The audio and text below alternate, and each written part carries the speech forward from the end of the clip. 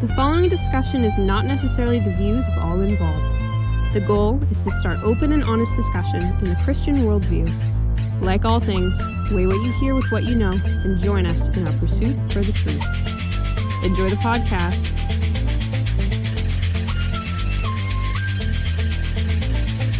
We love Elon. We don't want any beef with him. Actually, we do. That would make us really popular, wouldn't it? No, I don't want it to be the enemy of a billionaire. I'm putting gas in my Tesla. Take that, Elon Musk.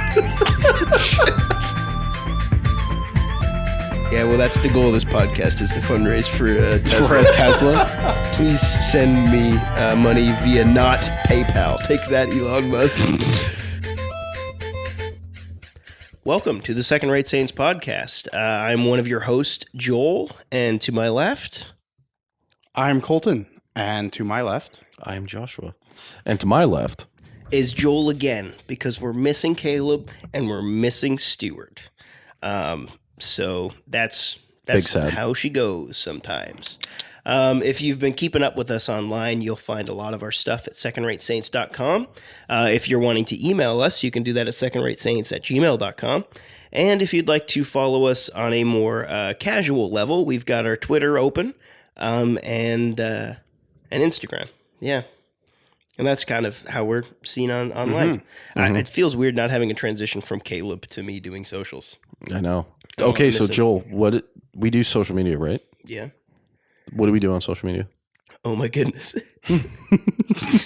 Please refer to previous statement.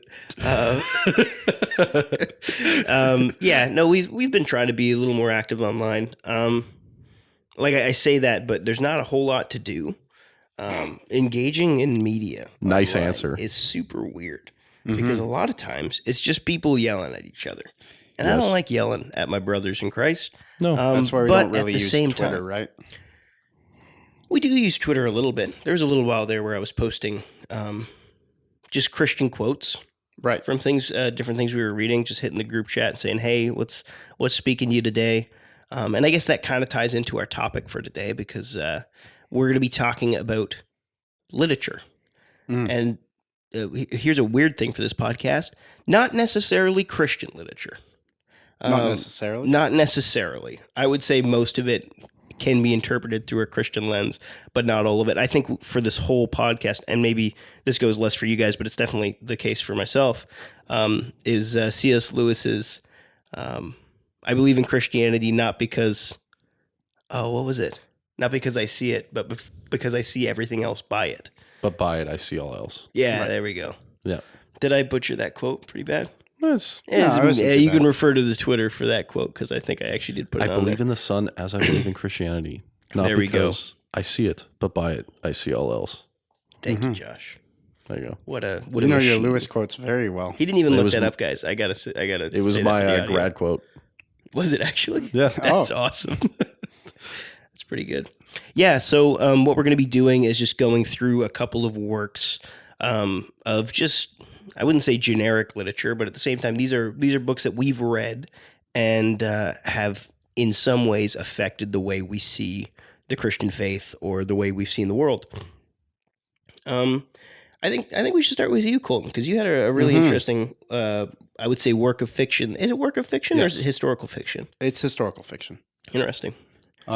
This is the book, Pillars of the Earth by Ken Follett. It is about, so we're talking about books that aren't Christian, right? I think it's more aren't by Christian authors. Right. I don't know. I would also say that this book isn't Christian explicitly, although, I mean, it's set in 1100s England and is about building a church. So you would think it would be Christian, but Ken Follett's actually not a Christian, or at least he wasn't when he wrote it. I don't know what he is now.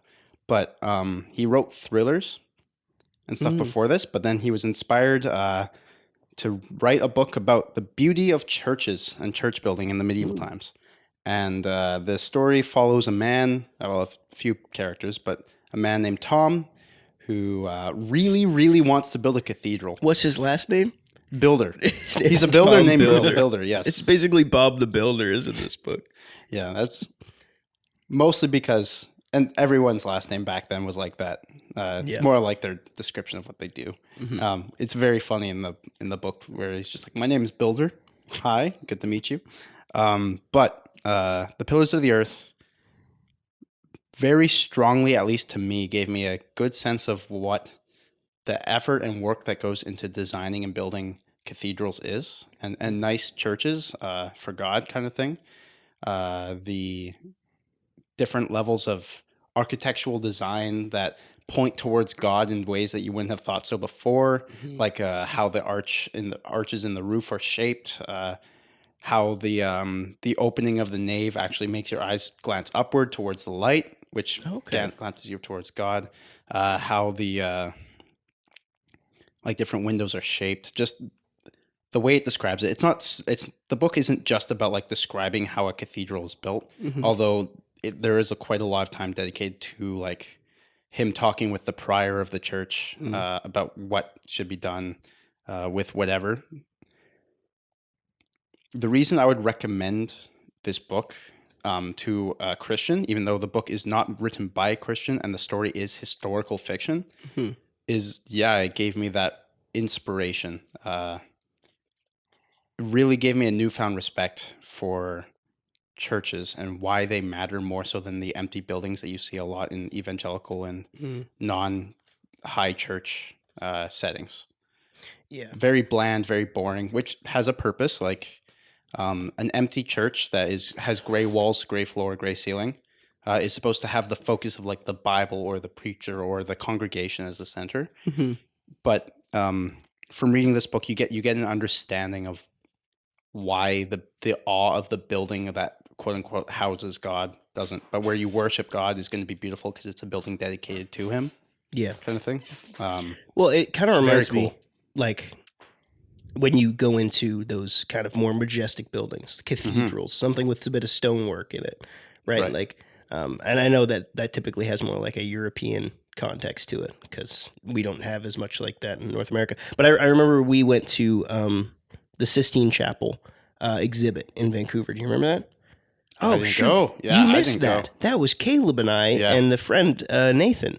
Yeah, it's so sad. You were invited to that, though, but you didn't come. Anyways, I was in this exhibit for the Sistine Chapel, and they had all of the paneling in the roof, which I think was in the 1400s. Is that right? Sistine Chapel? I think so. Yeah, something like that. It had all of the pictures, like kind of not on the ceiling, but like right in front of you. And I thought that was odd because I'm like, why wouldn't you want to display it in its original context? And the reason they gave was basically the painter had broke his neck almost by just looking straight up for 3 years straight or whatever it was. Just completing the roof, no less the sides. And just thinking about how much effort goes into a cathedral, a proper house of God, right? Like, I think we miss some of that with our utilitarian, evangelical, let's fill a stadium mindset rather than... let's make a house dedicated to God. Church, or the people, the pastor, the Bible. Yeah, no, you're right. Yeah. As an evangelical who has not worshipped in a very nice building my entire life, and how people want the carpets, like, you know, we've joked about people debating carpet color and stuff, but the idea is to take the look away as far away from the carpets and the walls as possible, so that you focus on God, or you focus on the Bible or whatever it is. And how especially high churches tend to have the very opposite idea of that the building is supposed to guide you towards God. And especially back in this time in the 1100s, how people were illiterate and how people didn't really understand. So pictures and symbolism was really how the beauty and awe and ideas of God got across. People would go into this cathedral, anybody, whatever, and they would be so awestruck that they would be like, wow, this house is dedicated to this wonderful God, and the symbolism they get immediately from the tapestries or the nave or the antechambers and stuff like that. Yeah. I don't know. I think the book is fascinating, and especially for evangelicals to get an understanding of why churches shouldn't just be bare, in my opinion. It's a really good read. Well, I mean, we talk about kind of the symbolic reduction in Protestantism, where we'll kind of strip the tapestries off the walls and everything. And I feel like some of that's coming back in a little bit. A little bit here and there, yeah. Yeah. I don't know. You see a move away from utilitarianism, but I think it's more for Instagram than it is for proper symbology. Hey, I think there's a deep connection between how you run a church and what it looks like. Our churches look like an office center because we run them like businesses. Right. We have executives, we have a board, we have, all that stuff. We have outflow and inflow cash for the stuff we're producing and the stuff we're taking in. And so they run like a business. And so they look like an office space. And I think that's part of the beauty of having a building be grand in its nature, because when you go to a church, you're discussing and worshiping the grand. Yeah. And that's the function, is this is a place of worship, whereas sometimes in our churches, the structure of the church has become a business. Right. So, Mr. Reformed, how do you personally feel about beauty in churches versus the the focus on the building versus the focus away from the building kind of idea? There was because Calvin was pretty against. He wasn't super against, we need to tear. He wasn't iconoclastic, but he was that's not the focus. It's all these big stuff. And however, with Reformed, there was also this idea that art is a form of worship. Yes. And so there's a both and quality to it. And so you see in Reformed churches, you'll see the people's art that they made, inspired by their love for God, presented at the church. Or, we'll get a table made or a pulpit made or stuff like that as somebody in the congregation will make it as an act of worship or part of their tithe, stuff like that. And the whole idea is to get because there's two ideas in Reformed theology, is that everything you do is worship as a human. And everyone's a theologian. So everyone should be learning and studying as much as they can about the word and in their relationship with God and disciple as much as they can. And so with that comes expressing your love for him, stuff like that. Sure. And so that comes out in construction. Do you think Protestants should build cathedrals? I think that your church should be what you need. So in a lot of cases, it should probably be beautiful. But if you're, in a place where you're being persecuted, don't make yourself a target. Sure. That would be the reason for you to not beautify the church. I just mean that you don't need to make it harder on yourself. Right. So but if a church is if you're in the downtown section of a town, there's an argument for both, where it's if you're with the poor, right, there's an argument to have a beautiful building. But also if the church is getting money, if your denomination gets money through the tithe, right, then those people aren't going to be able to build a cathedral. But there's an awe that's brought in them. Yeah. The other problem though with cathedrals is there's theological presentations in the construction of cathedrals with their shape and the parts like the narthex and all that stuff that fundamentally disagree with Protestant theology about where the holy place is and what the altar is. Sure. And so stuff like that would have to change. But I think a church should express our worship to God at some level. Well, I think that you would have to have a very developed theology even to point out some of the things in we'll say a Catholic church, but it could be even just other forms of Protestantism. That use, I don't know if it's right to say something that's in focus, but maybe something that's a focus. Something that's used to focus on the divine. Even a lot of times you'll see a lot of stained glass windows in Protestant churches that still have Mary, but she's not Queen of Heaven. Yeah. She's just Mary. Yeah. Right? And there's these little details you could point out. Or sometimes there'll be stained glass windows that are Freemasonry. Yeah, Right? a lot of them. Right, yeah. Colton? Yeah. Yeah. I wonder why you're looking at me like that. Yeah. I just thought it was funny. I'm sorry. No, I'm just We were at a church where there was Freemason symbols was in awesome. stained glass. yeah, you mean the one I got married in? Yeah. Okay. I didn't want to announce your marriage. Congratulations, Colton. Thank you. That's why he's been missing from the podcast. It is. Yeah. Congratulations. I got married in a Freemason building. Yeah. Ooh. No, I didn't. That's rough. I didn't. Ooh. Are we done ragging on utilitarian churches, or Um. is there much else we want to talk about? There's at that point? there's another idea that part of the reason why churches are beautiful, should be beautiful, is because God is the true, the good, and the beautiful. Mm. Beauty is in theology described as a moral good. Sure. And so we should make things beautiful. He made the world beautiful. Mm-hmm. He's beautiful. We Yeah. should express that as well. Right. Yeah.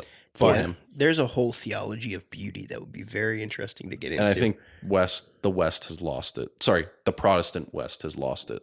Sure. At least the evangelical churches. Yeah. Yeah. There's its own beauty, like an old white church with pews in like southern US. There's like a beauty to that. steeple. Yeah. Yeah. Like Right. There's a beauty to that. But there's something different with stone and massive architecture. Yeah. Oh, for sure. Yeah. So basically what you're saying is balance. Yeah. You don't have to sink all your money into the Sistine Chapel. You also don't have to have a box, basically. Yeah. Well, yeah, and it's also like if you're in a bad place trying to operate the church, doing a house church is totally fine. That was the church for the beginning of Christianity. Right. So like there's no moral quandary here in saying you should or shouldn't do it. But I think there is when your church is an office building in downtown Vancouver, there's a bit of I don't know. There's a bit of like, maybe we should do something about making this place look nice and not like you're walking into a dentist office. Yeah. Right. Yeah. I'm sure we'll talk about at some point just small Christian sticking points that divide churches a little bit. You'll always have that vocal minority of people in church who are like, well, you could be using that money for X to help the poor, to fund programs, stuff like that, rather than, hang a picture beside the cross. Yeah. At least that's what they would say. They would say like, oh, this frivolous thing. But do you think that's a fair argument? Or do you think that's, just someone's personal opinion? I think I understand what you're saying. I don't find many problems with that, no. No? Yeah, because at least with a lot of the churches I've been in, you'll always have people who are like, but pastor, we can't afford putting a new cross in our church because we could use that money for the food bank, or we could. I mean, it's a cross though. It's like it's just 2 pieces of wood. What about a door? We want a door for the sanctuary, for the symbolism of like inviting you into the house of the Lord. But then the people who say no. I don't know. There was a church I used to work at quite a while ago that they had a picture of white Jesus.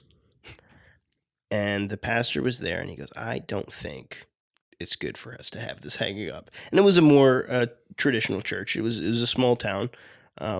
And most people probably didn't have a problem with it. I don't think anyone ever asked him to take it down. Maybe a young guy that was like, hey, that's kind of weird. Right. But ultimately he took it and he hid it away in the church.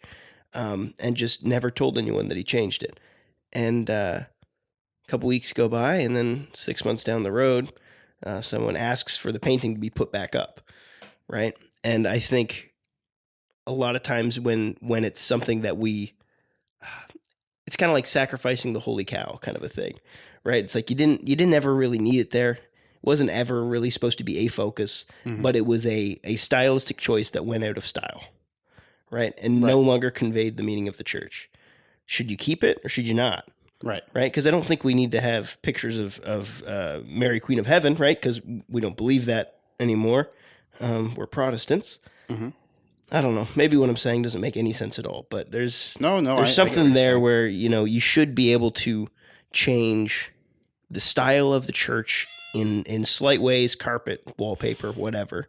But at the same time, all should be done to reflect the church's understanding of what the focus of the service is. Right. Okay. I don't know. I don't fully have a developed thought on that. Here's the thing. I know if Caleb were here, he'd be losing mind. Like, churches need to have more beauty. They have to. They have no symbolism in their style. It's just in whatever the person says, and the person's not enough sometimes. Yeah. Because that was one of the points of cathedrals, or even just if you've ever been to an Orthodox Anglican or Catholic church, is that even if it's not cathedral, the tapestries they put up, the way that the altar sits, like all of these things are dripping with symbolism. Things that people can typically get intuitively most of the time. Sometimes it's a little ivory tower stuff, but I mean, I find that stuff still fascinating. Like why they'll have banisters in certain areas. And it's like, well, actually, it's a protection thing, but protection of the place of God or something like that. Yeah.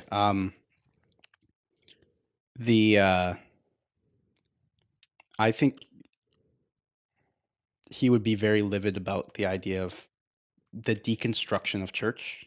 Because I do think, at least me personally, that a lot of the reasons we've just either moved where the focus of church is to the Bible, to the preacher, and I think that's fine. I actually have zero problem with that. But I know Caleb would be like, yes, but there's no symbolism in the church. Pastor's not always enough because you can get a bad pastor and then that makes a bad church. Whereas if you have a church with symbolism, people still get the idea or whatever. I don't know. I don't know if you'd make that case exactly. I don't know. I'm not sure. I don't want to speculate on what Caleb would say, but I do agree with you. Yeah, I don't know. Either way, I think that this book, Pillars of the Earth, brings out good conversations. I've had with my family, I've had with other people about the beauty of churches, and 99% of the time it's evangelicals who say, no, we should, having too much is not a good thing. Then, we talked about some of this stuff, and it opens people's eyes a little bit. I think it's also, because you said the author's not Christian? He wasn't when he wrote it, as far as I'm aware. Okay. So what's cool about that idea is that he felt compelled to write this thing about the beauty of churches and the desire to build one. Because of this, I think it's because of this knowledge hidden in our hearts that we desire sacred places. Sure. And we recognize that we need that. And we don't always get that from an office building. Sure. And that's why we try to make them beautiful, is we try to make them look like Eden. Yeah. Oh, that was one of the big reasons why. Yeah. Eden, a temple. Some people point to like the Jewish temple, and that's why you'll see things like a Holy of Holies in a cathedral, even though, again, we talked about that. That's not really a Protestant thing. But the symbolism there is, the connections between these beautiful places and these places of God, sometimes taken too far, sometimes not. Well, how that's kind of gone. Well, specifically in Eastern Orthodox churches, there is a Holy of Holies, but the door's open. Yes. And the cross and the Word of God and the altar are in it, and it's made as a perfect cube. It's very cool. Yeah. But the whole idea is that now there's access. It's not barred, which is the idea of the temple curtain ripping. Yeah. Yeah. Well, I think that's a pretty awesome moment. That's like one of my favorite moments in the Bible. It's just the ripping of the curtain, because apparently it was like huge curtain. Thick. Yeah. Anyways, I feel like we spend a lot of time on utilitarian churches. I didn't expect that to be what the whole podcast was about, but it's one of those things that a lot of people have a lot of strong opinions on. So if you've gotten this far in the conversation, feel like we haven't mentioned, I'm addressing the listeners here. If you've gotten this far into the conversation and feel like there's something we haven't covered in churches, aside from just general idols versus not idols, then let us know in the comments or whatever. Yeah. Yeah. I shouldn't say whatever, but that's okay. Josh. Is it my turn? I would say it's your turn because, again, what book is it a non-Christian author? the guy became a Christian and died as a Christian, but so this book is called The Way of the Samurai by Inazo Natobi. Okay. He actually died in BC. So this book was written in 1800s, late 1800 BC. Nope. Oh. He died here in British Columbia. Oh. In the 1800s? This book was published in 1900. So 1900. So he wrote this book. He's from Japan. I believe he went to school in Britain. That's a fascinating time to live in Japan. Yeah. Like, and really? then came back after World War II. He tried to unite Japan and the West. Okay. He was part of an initiative. There's actually a plaque of him at UBC. Really? Yeah. So what the book, The Way of the Samurai, it's 120 pages. He compares the samurai and Bushido, the ethic that the samurai lived by, right, to the West's version, the knight and chivalry. And he does this comparison of these two cultures, which are radically different, but produced these warriors that are like symbols of their culture, right? That have this moral ethic that they lived by, and they weren't just killers. These guys were artists, martial artists. They were leaders in their over hundreds of people. Knights were nobles, and samurai led villages and stuff like that. They were made as protectors, and they were noble and righteous and great, and so like they're very similar, but from radically different cultures. And he compares them. And it is a great book, because what he ends up doing, in an interesting way, is because chivalry is based off the ethics found in Christianity, and Bushido is based off the ethics found in Buddhism and Shintoism. Right. And so what he ends up doing is actually comparing Christianity and Shinto with the religion of Japan. And so like he's talking about the different ethics and the the difference between like the what is noble in both, what is righteous in both. In the West, we have a guilt-based culture, whereas in Japan they have a shame-based culture. Yes. And so like what is the ethics of that, right? And you've also got the main connection he makes that's really interesting is the ultimate, what is the most noble or the most knightly thing, and what is the most samurai like thing, the peak of both. What does he say? And in the knight, it's dying for your brother, right? So dying for someone else. And with the samurai, it's in honor of having done wrong or for another, being willing to kill yourself. Right. And he talks seppuku. And he talks about how Christian forgiveness and dying for your brother is an infinitely greater moral ethic than taking on the responsibility of seeing yourself as having done wrong and removing yourself from the world. And he does a very good job. And he describes like he still, as being Japanese, he's still like, there is a nobility to seppuku, because you're saying I've done something wrong, I'm going to make it right by removing myself. And in the culture, the way it would be seen is if you had done something wrong and you committed seppuku, nobody could ever say anything wrong about you. Right. Because you did the ultimate thing. You righted the wrong. You righted the wrong. And so from then on, if you did the most horrid things, your slate was clean. And in Christianity, if you are forgiven by Christ, your slate is clean. And so like there's this comparison between the two. But he describes how Christian forgiveness, because the man still lives. Right. With forgiveness. Does he kind of go into the proactive versus reactive thing? The idea that the Christian lay down life for one another is a proactive, something you choose to do, whereas it's something you choose to do in a situation despite nothing having been done really against you. Whereas in the Bushido culture, it's this something has already happened and now you must react to it. Yeah. I guess the way I've described that made it, they're both reactive to an extent, but well, I mean, in a lot of ways, that's the definition of sacrifice. Yes. Is laying down something for future gain. Yeah. right. Whereas Not in the same way as I like see an what you mean. investment, but you know. And he also describes the difference is Christian forgiveness is justice. Seppuku is rectitude. You're fixing the problem, but justice isn't brought about. Right. You're just removing the bad thing, but the good thing isn't being brought.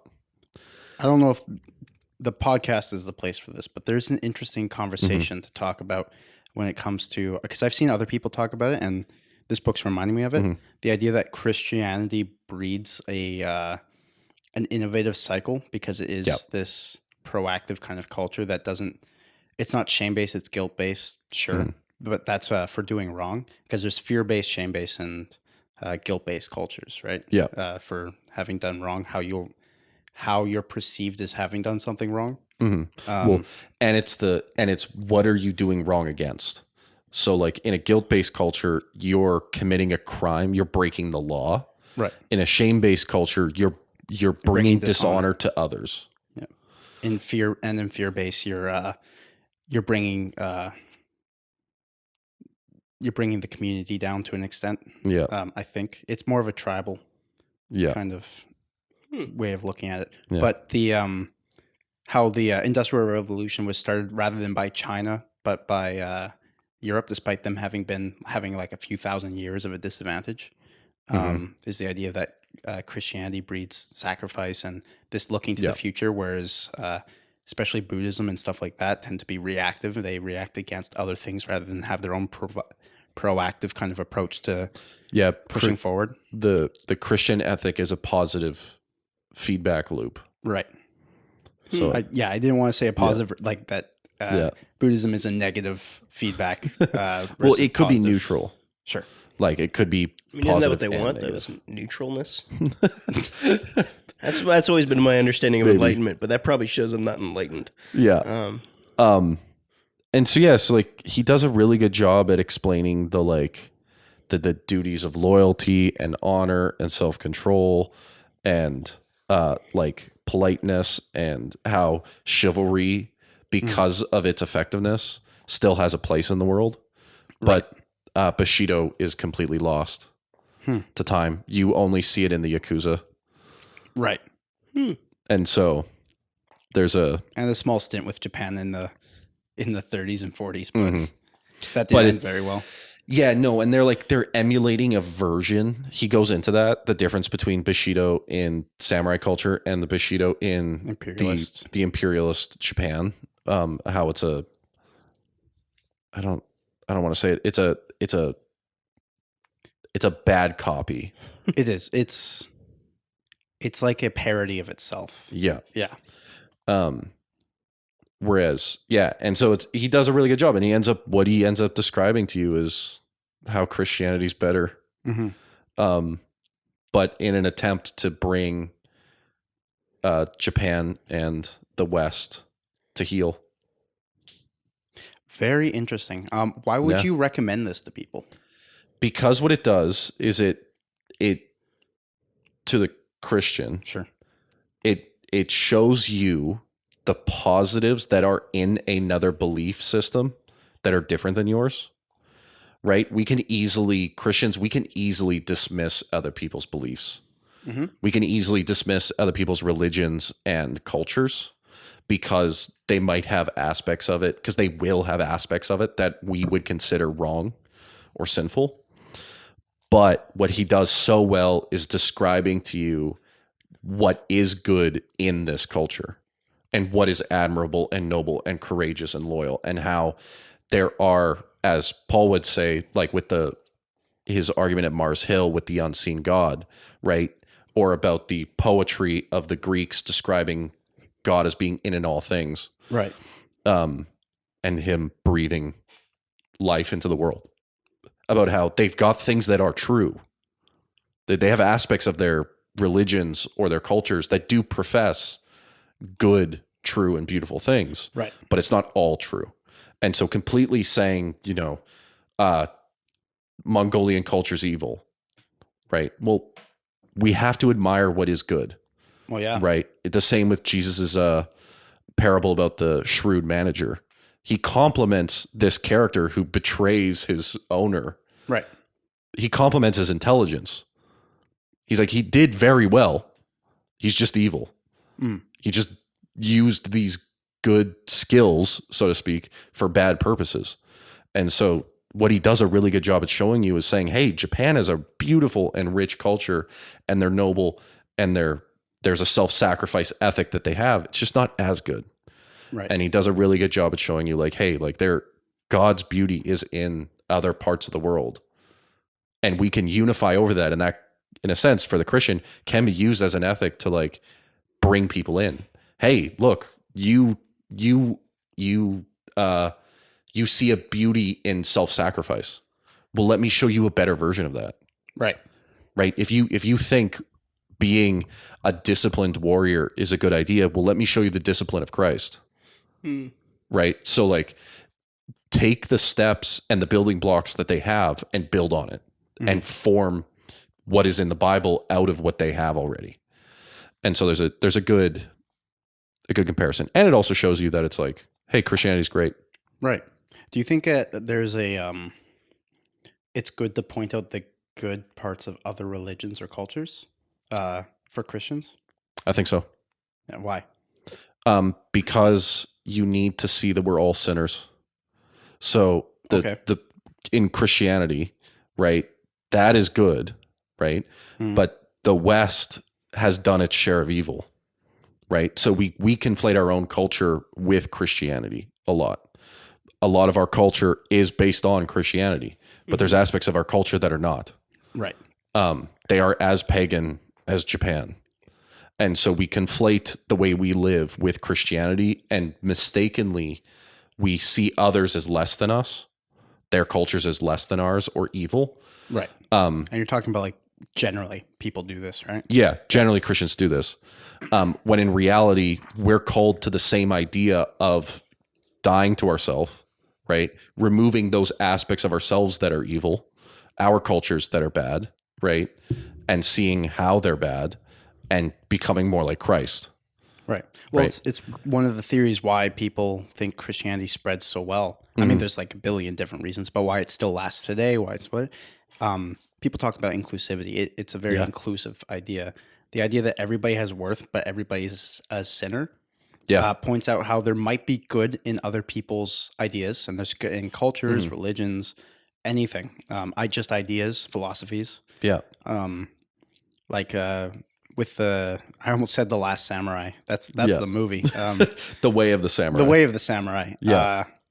How there are good things like self-sacrifice and stuff in this culture, in this religion. Yeah. And but it's not enough.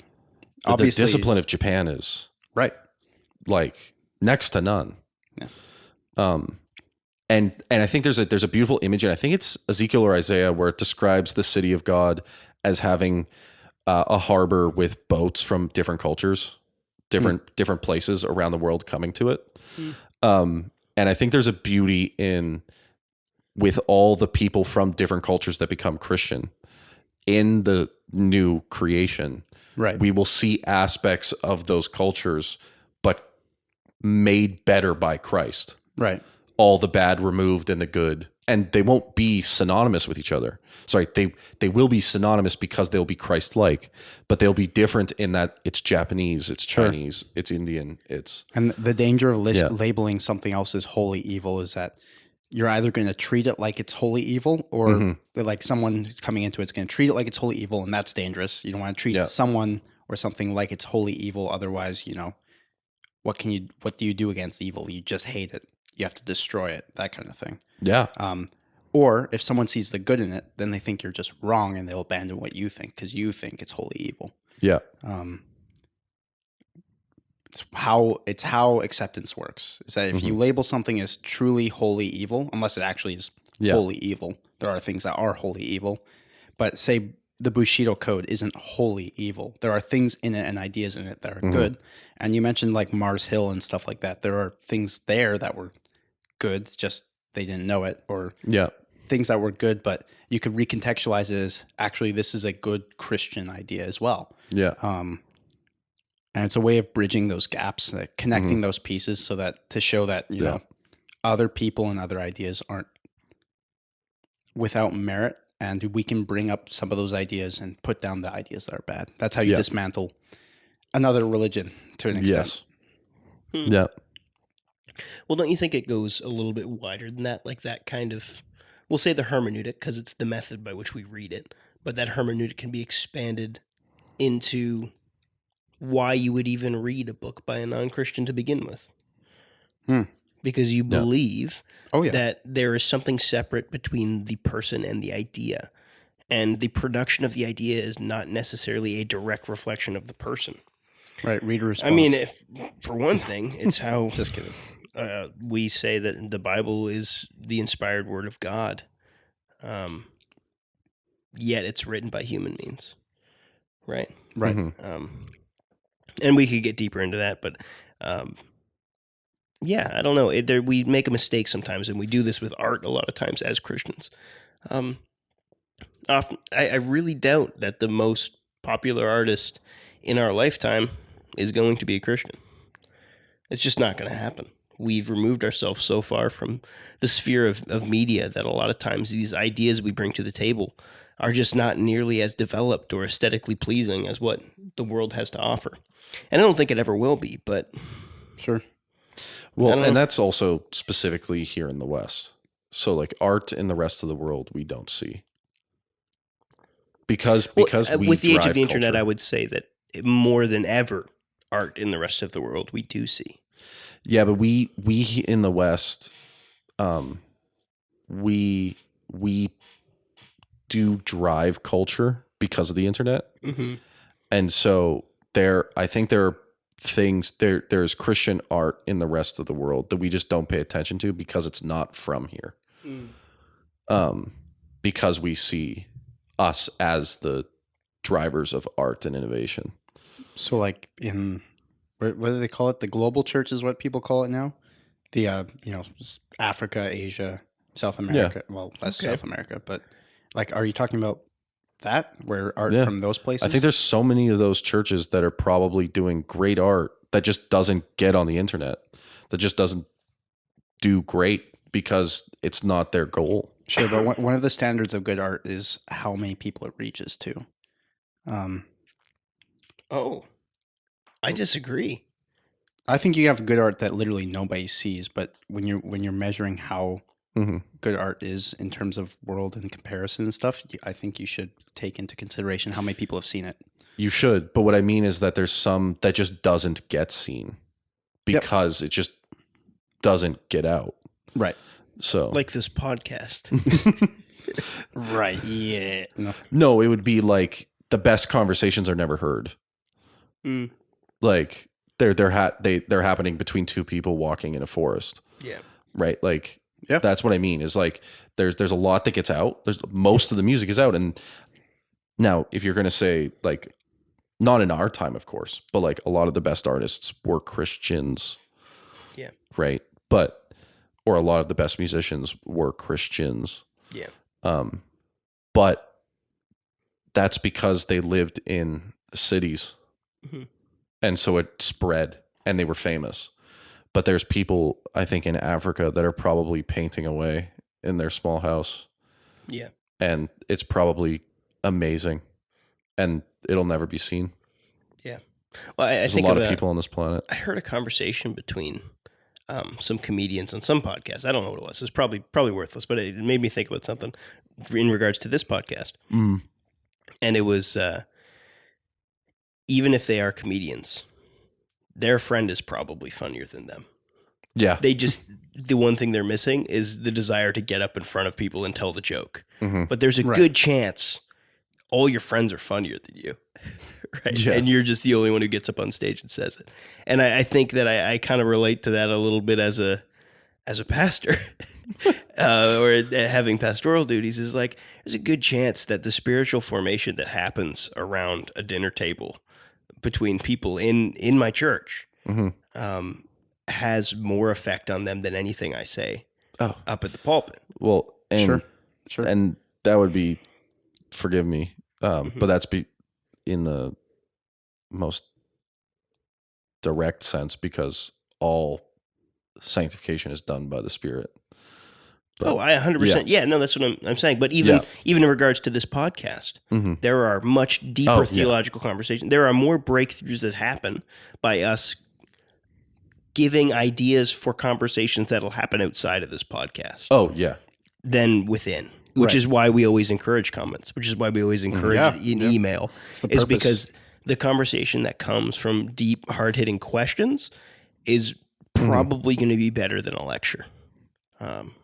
Or than us just reviewing books. Yeah. But speaking of books, that will not stop us. True.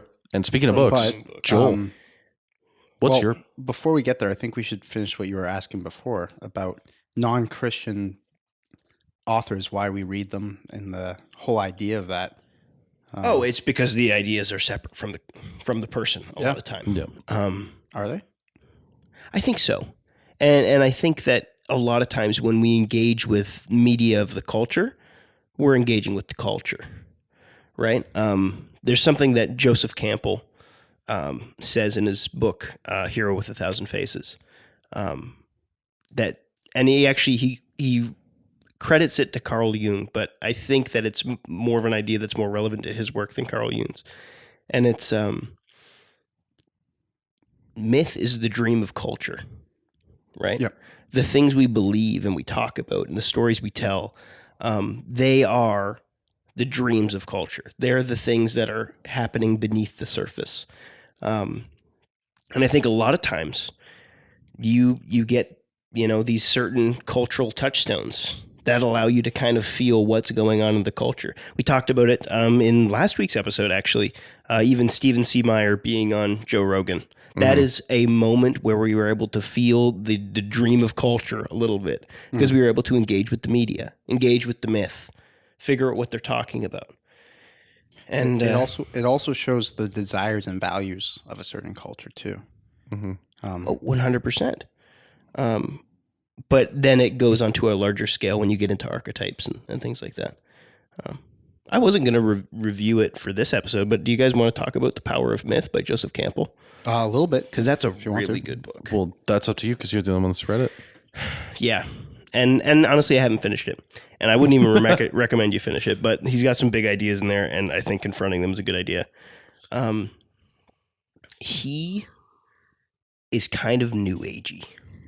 He's kind of all paths lead to God. And I see. And here's the thing. I've always dismissed that idea as being badly thought out and a terrible universalist, kind of everybody's right, everyone gets a star kind of a thing. Tell me how you really feel. I still feel like that. I still feel like universalism is an unobserved life. You ultimately, you don't care enough even about what you do to make a difference in the world, right? Do you truly believe something if you don't believe it would work for someone else? It's a weird thing. Anyway, so Joseph Campbell, he's a literary critic who does a lot of work in archetypes. The book I mentioned before, Hero with 1,000 Faces, is kind of his magnum opus in a lot of ways. Joseph Campbell's the guy who did the hero, like he kind of coined the hero's journey idea, right? Yeah. And it's hard to say coined the hero's journey, because it's more like he observed the hero's journey and then made a 27-step formula for what the hero's journey looked like. Right. He writes a book called, he doesn't even write a book. The book is a kind of a recording of an interview that he did back in like the 40s. Like there's bits in it from like George Lucas talking to him.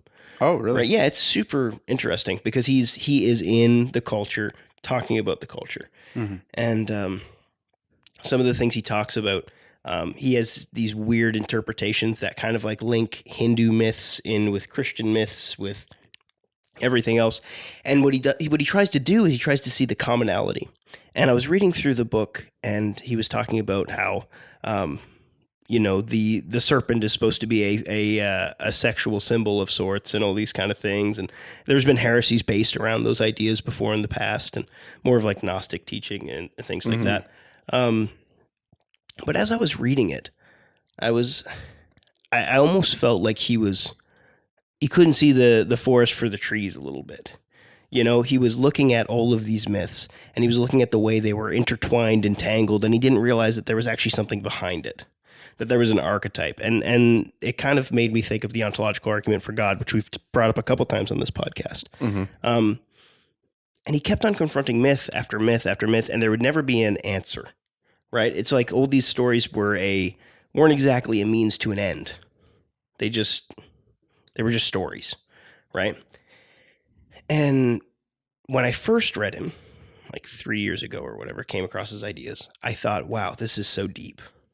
And then I've revisited it, and I've realized it's trying to avoid being deep. It's not taking any of the mythology seriously. It's not taking any of the ideas seriously. It's not seeing the development of people as something that can actually be achieved, but rather something that is imagined by culture. And what we have in Christ is an actualized faith with an actual hope. Because if you're, this is interesting. It's to your point, is that he saw this pattern of this hero in all these myths. Yeah. Different myths express different aspects of this hero. What he should have seen, like you're saying, is that the hero it's describing is Christ. Yeah. And like it's less so the hero is describing as Christ and more the archetype, the perfect archetype of all the mythologies is completed in Christ. Yeah. So it's not that Christ is the background actor in all of these myths. No, that's what I mean. It is that all of these myths are an element of Christ that doesn't quite make the cut. Yes. sorry. Oh, I was just going to continue. But what's interesting about that is C.S. Lewis makes this point, because Tolkien made this point in C.S. Lewis's Conversion, which is that because Christ is the true myth, he was the one that descended from the realm of the myth into the real. And suddenly, for the first time ever, the myth was a real person. Well, I've seen people, it's more of a new thing that kind of died out because people are starting to be like, Jesus actually existed. With the whole Jesus didn't actually exist movement back in the day, there was the idea that Jesus fulfills the hero's journey in almost every single step, to an extent. Well, less so the hero's journey and more like the archetype of the hero, like these different archetypes that you see in history kind of thing. Why do you think that Jesus does fit that kind of mold pretty well? Because we're talking about how he fulfills the myth and all that, but do you think that's actually a thing, or is it just something that coincidentally is true? And why? It's reading the whole thing backwards. Like Campbell draws this pattern out of hero myths. What other hero myth do you have than Christ? Right? Like we talked about it in like knighthood, right? I will show you the way that Christ lays down his life and sacrifices. Yeah. Okay. Well, sacrifice is a distinct part of the hero's journey. And I would argue the reason it's even in there is because the most well-known figure, the archetype that all honorable men will desire to be. Nobody says Jesus is a bad guy. Right. Like, that's true. as many people say he either didn't exist or he was teacher. Even people or who whatever. hate God, ironically, will still say Jesus was a good guy. Like Stephen Fry, who absolutely hates the monotheistic Sam God. Harris. Yeah, we'll say Jesus is nice. Yeah.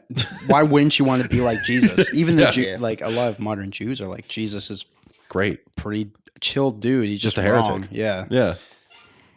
Yeah.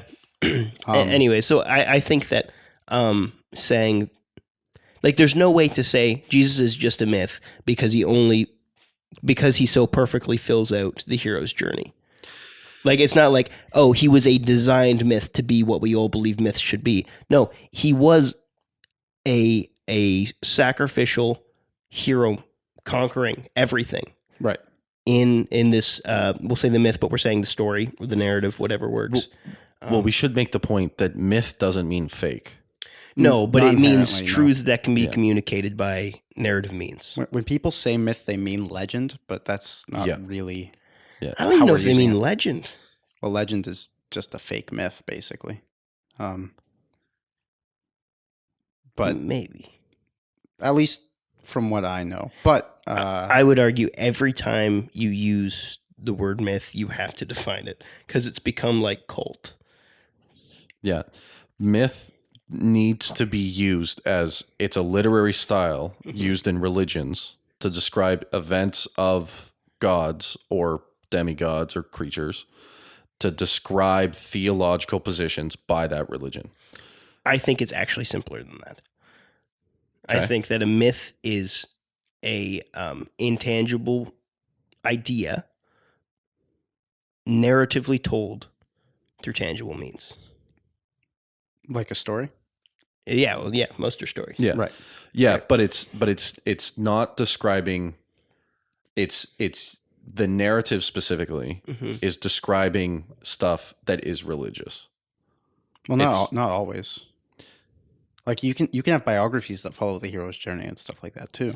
Yes, but the hero's journey is not a myth. Myths are in the hero's journey is an aspect of the myth.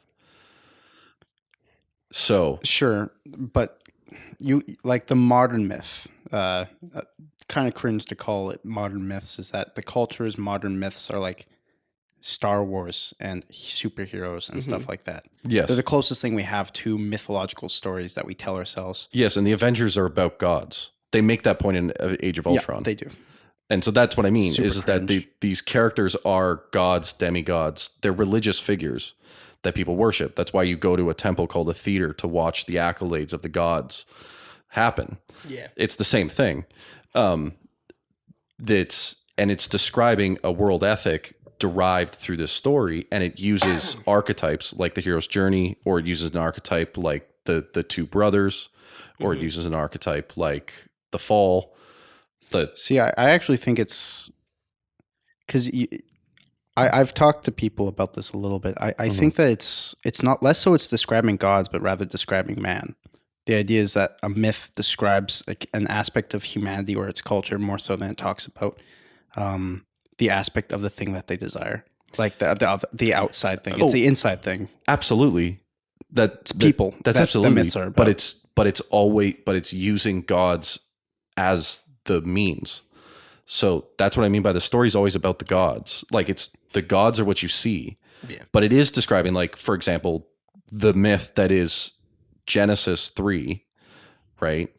It is a myth. It's real, but it is a myth. It's written in the myth format. It's describing our sin, and it's describing our being made in the image of God. But it is a story about a God making man and man falling. Sure. And so, like, that's what I mean, is that it's about powerful, deep, divine moments describing realities about the world, deep realities, You like think so? our positions in life, the relationships between people, the relationships with the transcendent, stuff like that. Right, but like, I don't want to say power fantasies. That's not fair because power fantasy is a specific idea. But I guess there are two types of myth, at least from what I can think of, is that you have the more godlike, the power, not power as in like someone has power and uses it, but powerful, strong emotion or idea that it's trying to get across. But the other one is more human, bringing these ideas down to people rather than bringing people up to them. That's Interesting. I've seen myth more as describing the culture and how the culture perceives what it finds valuable more so than how it describes what they want to be. More how they are than what they want to be. I agree with you. It's the Genesis 3 myth is telling us how evil we are. Right. Sure, I'm not talking about Bible. But. The story of Zeus killing Kronos to rescue his brothers is describing the cycle of us killing each other, of the cycle of the destruction of man. We kill our fathers all the time. It's it's describing the depravity of humanity. That's their version of a fall. The death of the father, all that stuff, right? It's describing real human, tangible, deep human things, but it's using gods to describe them. Would you say there's a difference between like that as a myth versus like say you live in a tribe and your grandfather hunted a lion, and he is Grungar the lion killer. I don't know. And you tell the myth of how your that grandfather who hunted him. And it's like, well, the moral of the story in that would be more you can be like Grungar because Grungar was just a man who did these things. This is why you have stories like what's his name? The guy who's really strong, Hercules. Heracles, or the other people on like the Odyssey and all of these things. The problem is that all the Odyssey and Heracles, they're demigods. Well, they become demigods. Yeah. Heracles is born as a demigod. Was he? Okay, we're getting a little bit in the weeds here. The definition I used was from the book "The Power of Myth" by Joseph Campbell. I wasn't saying that as my opinion. Yeah. No, this is good. In fact, my opinion is actually slightly different and comes from a book on Job in the New Studies in Biblical Theology, something like that. That his is he uses a similar demigod idea, but more that it's a relation to God, and that's because there's the call to adventure, and then there's the bestowing of power from a god, and then there's the descent into the underworld, and then there's the return to help with what you found. Yeah. Like that's the basic tenets of it, but there are more kind of idiosyncratic things with it. Yeah, I don't know. I think that it's something we have to be conscious of as we consume media, right? As we well, because ultimately, if we're feeding ourselves bad mythology, we are going to believe the intangible thing, but we'll never have a way to actualize that myth without seeing the horrible consequences of its actions. Like, have you ever heard of a dream is supposed to be basically a test simulator to make sure you don't die if you come to the situation where you are falling off a cliff or whatever? Yeah, and nightmares are to make you repeat the bad thing that happened so that you never do the bad thing again. I suppose. I've heard. Yeah, no, it's like I don't want to get too necessarily but like you avoid the bad thing. You're processing it so you see what you can change. Yeah. And Campbell does do like a little bit of psychological interpretation just because he uses even Freud's dreams as a lot of his proofs. Really? Yeah. Yeah. He was writing at a time where it was very popular to be reinterpreting mythology through this pseudo-psychological lens framework, which is why he uses like Man in the Symbols by Carl Jung and things like that as his quotations. Right. But wasn't he more on Jung than Freud? Only because Jung was more recent and interprets ideas by Freud. Okay. Yeah. I don't. Well, what's interesting about the point you made earlier on before we got sidetracked into what a myth is, the idea of Christ being the hero, or he's the best version of the hero. I think it's because the reason we see all of these archetypes in myth, these aspects, the hero's journey, the death of the father, the two brothers, all that stuff, is because there is the reality that people are seeing is that there's a whole idea in Christianity that we can sense God, we can know God, but it's obscured. There's an obscure relation. And unless you have special revelation, the Bible, the word of God given to us, or Christ himself, you're seeing through a blurry image, a cloud, so to speak. Yeah. You're only seeing the shadow. And I think myths are the shadow of the reality. And the reason we see it so clearly in Christ is because that's not, they're describing him in that the story of Zeus is about Jesus, or Osiris Ra is about, Horus is about Jesus. But in that they're describing a characteristic of an ultimate good, an ultimate truth, an ultimate beauty. And those things are what we know about God, but because we're seeing through the blurriness or because of our sin obscuring our ability to accurately relate with God, it's coming out blurry. Yeah.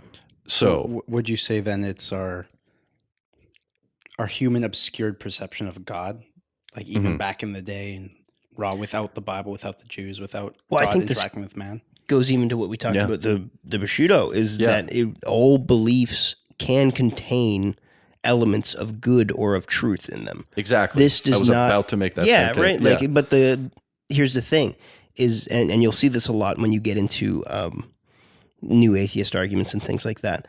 Just because you can relate two things doesn't invalidate one or the other. Just because you can relate Osiris's story and Christ's story does not mean that they are the same in quality. No. And that's the point, is I would never say they're the same. I would say that the aspects that are presented of Ra that match with Christianity are what is good. Yeah. The parts that don't match are the obscuration, are the sin.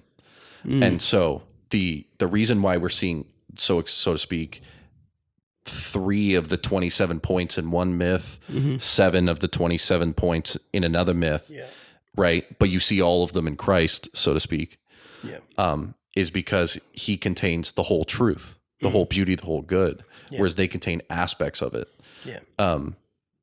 And so, they're far inferior. Zeus is a deplorable character, but there are aspects of him that are noble, or there's aspects of Bushido that are noble, but it's not the whole truth. Yeah.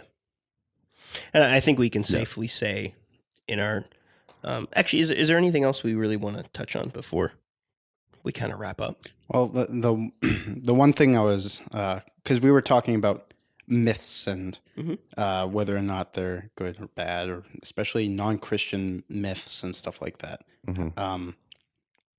When we talk about non-Christian literature that has aspects of good, aspects of, well, if we want to call it Christianity, especially nowadays, whether it's fantasy, whether it's sci-fi, whether it's just fiction in general, it could even be a biography about someone, that are doing kind of the opposite, where rather than Christianity, which takes, and you see a lot of these aspects, it relates a lot of aspects of other cultures to itself. It's like, all these good things that you see in your culture, actually Christianity emphasizes those things too. So come be a Christian. It's doing the opposite. It's saying this Christian background, Christian idea that culture used to have, that it's kind of losing itself right now. Our culture doesn't really, it's a Christian culture that doesn't believe in God, which is falling apart. It's taking these Christian ideas and then doing it for its own purposes. These authors, these people. So I wouldn't say Ken Follett with Pillars of the Earth, or whatever of the last, The Way of the the Samurai. Way of the Samurai. The Last Samurai with Tom Cruise. No, I know, that's why my brain goes to. But, The Way of the Samurai by Inazo Nitobe, who was a Christian at the end of his life. Right. That's when it counts. Yes. Yeah. Or other books that take Christian ideas and then kind of, because we did lightly talk about like death of the author, how the author's opinion on its own work doesn't really matter. It's about the person who interprets it. Not fully reader response theory, but that kind of idea. Yeah. We talked about that. Do you think that media, any kind of media, books, movies, TV, websites, whatever you want to call, you want to say, just even talking, podcasts, that the intention of the author will bring people more towards what they want it to be, rather than just how they interpret it themselves? Like how I personally don't really believe in death of the author to a full extent, only with some things, because the author has an intention with no matter what it makes. So Pillars of the Earth is not meant to bring people to church. It's more of an appreciation of it. You could make an argument then that actually takes people, like it could bring some people to church, but it could bring it away because it's a non-Christian doing it. And it's more trivializing the church rather than the heart of it, which is God, kind of thing. I wouldn't make that argument. I don't think that's true. But do you think then that reading non-Christian literature that has, or even if you don't agree with me, that if that was true, if Christian literature or non-Christian literature has the author's own ideals of non-Christian living are written into the book from the heart the mouth speaks. Is that the right phrase? Is that a part of literature itself? I think that's a huge topic to introduce right now. Sure. But let's talk about death of the author for a second. So what you mean is that you can completely separate the ideas of the author from the art. I don't even think it has to be complete. It just has to be some degree of separation. The author guides the reader into what they want them to take from it. By nature of them being the one who wrote it and the phraseology that they use. People don't just come to random conclusions about the ending of a book. They'll do it whatever through the wording. Say they portray a character in a more negative light or a more positive light through certain phrasings, through certain portrayals of characters and certain plot points. You are supposed to feel certain ways about certain plot points, about certain things, because the author wrote it that way. Not in like I'm trying to manipulate you into feeling this way, but if you try to convey emotion, if I say it angrily, you're going to believe something. And if I say it really happy and lighthearted, and people do that in books all the time, that's going to change how someone perceives the outcome of a book or the ideas of a book. And if those are non-Christian, does that matter? If people are compelled to obey the whims of the book. What do you mean? People aren't. It's not a direct cause and effect. We can using a big term here, metacognate. So we can. That is a big term. Yeah. So we can think about. We can have ideas about ideas. Yep. We're not at the whims of the book. So when I read the book, and yes, the author is trying to present the image about the character, but I can know he's trying to present an image about the character and analyze that. So I'm not at the whim of what the book is saying. Sure, but if at least for the vast majority of people, if you're not reading something that is about ideas, like something that is a political or philosophical book, people aren't going to. I don't think people typically think, oh, I'm not like, they don't think about that. They don't think about the meta behind it. They think about how their favorite character, the main character, how they perceive the world in front of them, and the other characters and the plot, and what's moral, what they find moral, and then adopt it into their own lives to some degree. Because whatever you read and whatever you sink your time into, people, stories, all these become aspects of you to some degree. I don't think in some kind of magical, woozy way. I think just people become familiar with it and then want to adopt parts of it into their life. Yeah. That's why kids want to be Luke Skywalker and stuff like that. Yes. But every conversation at the end of, after people watch a movie or read a book, is I don't like this character, even though he's presented as the hero. Or I think this character was written poorly. Or. You think so? That's every conversation we've ever had with a book or a movie. Mm-hmm. And like, I know that we're odd in the way we consume media. Yeah. But I mean, I see what you're saying, Colton, but I don't think we can just say, make sure you're only reading good things because you can't think well enough to read anything that would disagree with your opinion. You know what I'm saying? Yeah. No, I think that we are instructed to take every thought captive. Yes. Right. And that includes thoughts we come across in media. Right. And I think that there's kind of, we talk about on the podcast, weigh what you hear with what you know. Yep. Right. So as long as there is a priority in recognition, how we'll put it this way.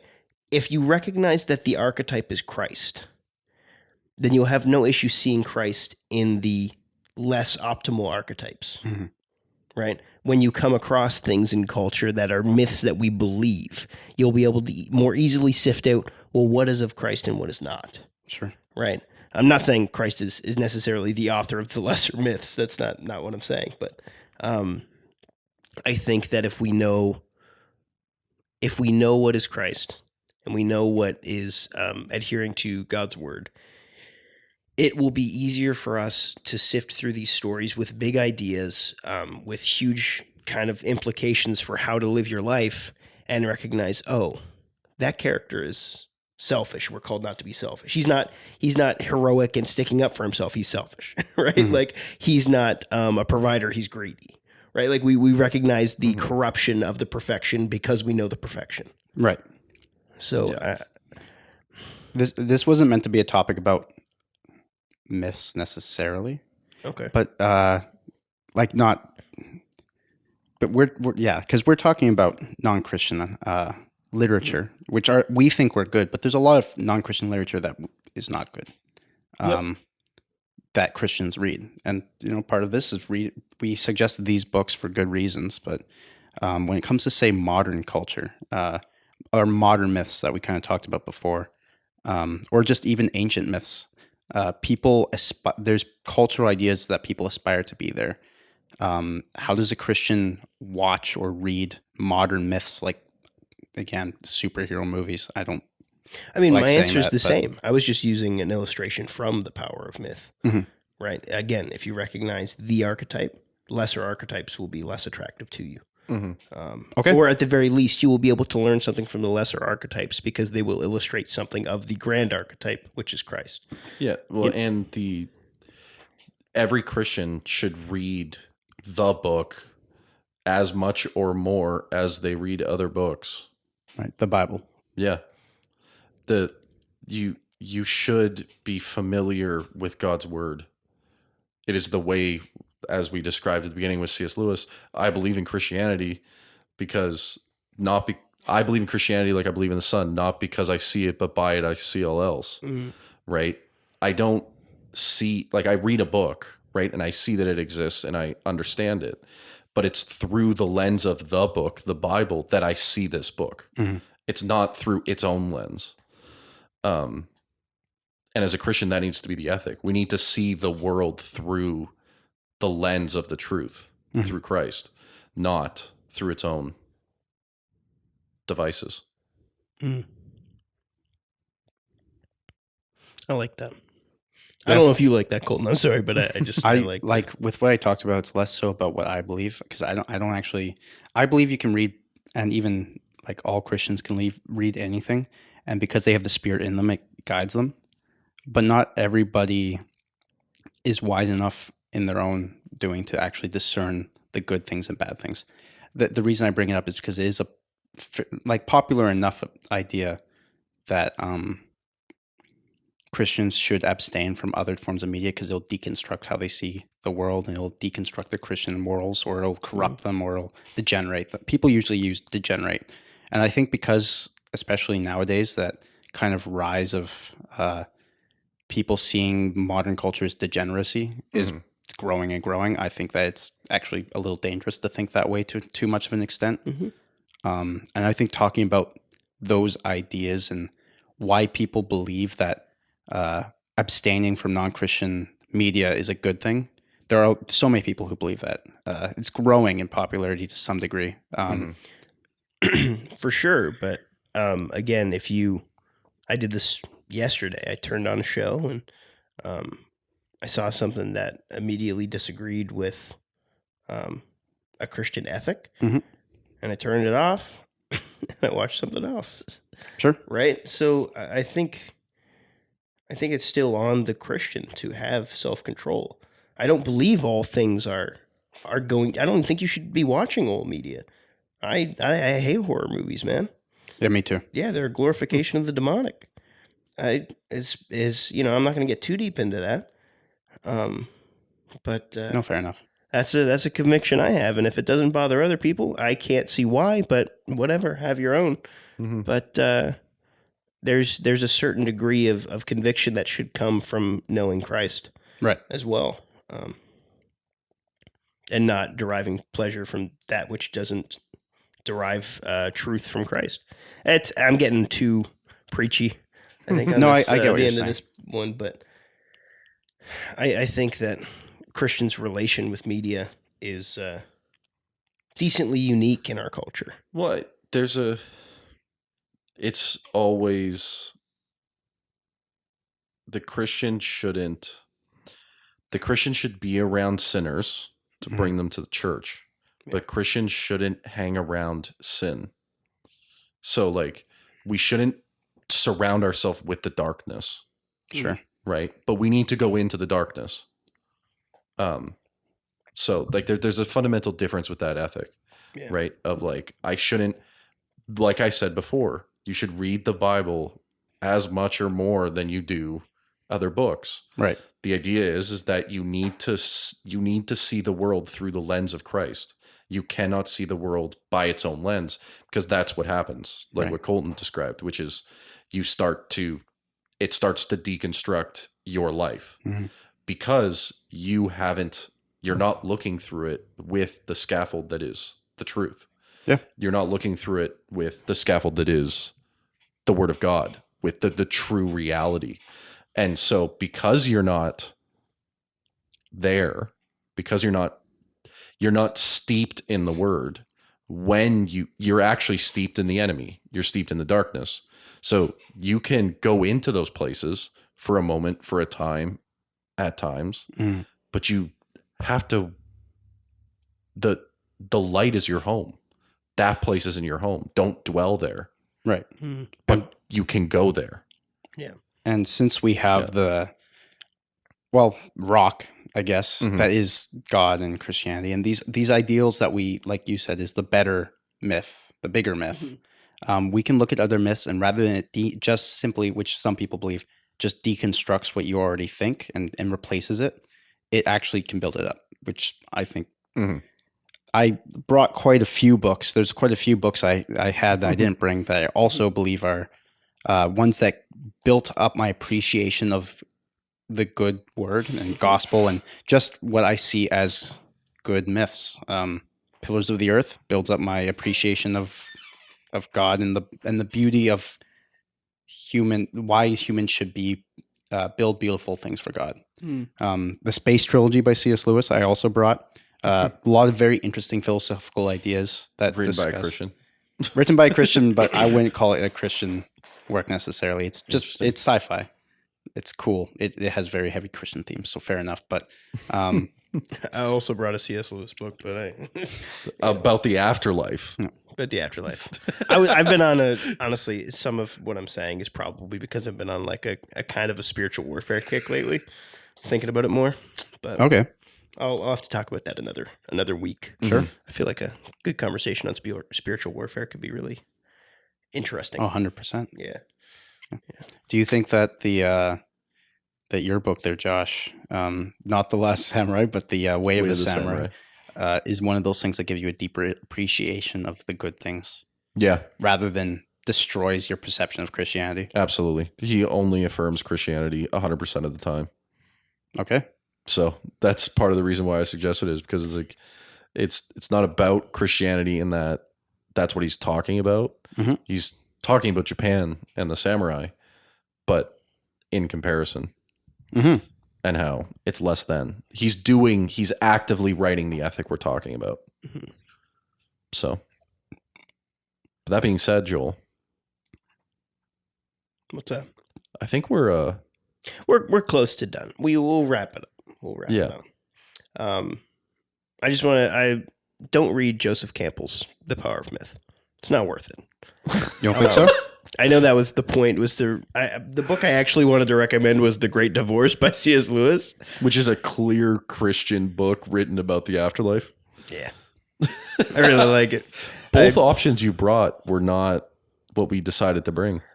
Yeah, I don't know. I should probably start reading the group chat before I get here instead of just one glance at leaving you guys on red, just reading the little display or whatever. So this has been Second Rate Saints with Josh, Joel, and Colton hanging out on the mics. And I hope that you've enjoyed this conversation. I hope that it sparked some interest in some of our listeners. I would encourage you actually to go out and have a conversation with someone close to you about media. How do you consume it? What do you think about it? Like what have you been consuming lately? How has that affected you? Like there's so many ways you could go with this, and I think it's something that friends should talk about. We should talk about it more. As media is more relegated to our phones in front of our faces for no one else to see, it's more important that we talk about it, right? Yeah. So thanks for listening this far. Any questions, comments, concerns, send them to secondratesaints@gmail.com. Any time that you would like to check out more of what we do, our book reviews, blog posts, or other such things, go to secondраtesaints.com. We also have a chat feature in there if you would rather not email us. If you'd like to interact with us on social media, we've got Twitter, we've got Instagram, and we've got, actually, I think that's it, Twitter and Instagram. Threads. Threads sucks. It does. I think I advertised it on one of the episodes, but I just haven't used it. It's also not Twitter anymore. I'm not calling it the other thing. We're not on X. We're on Twitter. Yeah, I don't think the X is staying around for forever. I think it will. It sucks. It does suck. It looks bad. It looks like he just found a random font and did an X. No, it's every single one of his companies. SpaceX. Tesla X, yeah. It's not originally Tesla X. Originally, PayPal PayPal X. was going to be called X. It was. Yeah. Anyway. He named his child X Ailshie 12. Yes. That's dumb too. Yes, he did. Anyways, not coming after you, Elon. We don't want Elon to have any. We love Elon. Yeah, he was on the Babylon Bee we once. love Elon. Yeah, we don't want any beef with him. Actually, we do. That would make us really popular, wouldn't it? No, Yeah. I don't want it to be the You know enemy what? of a billionaire. I'm putting gas in my Tesla. Take that, Elon Musk. You don't even own one. Yeah, well, that's the goal of this podcast is to fundraise for Tesla. For a Tesla? Please send me money via not PayPal. Take that, Elon Musk. Anyways, end of the podcast. Let's just end it. Love you all. Just end it. Have a great week. We'll see you next week.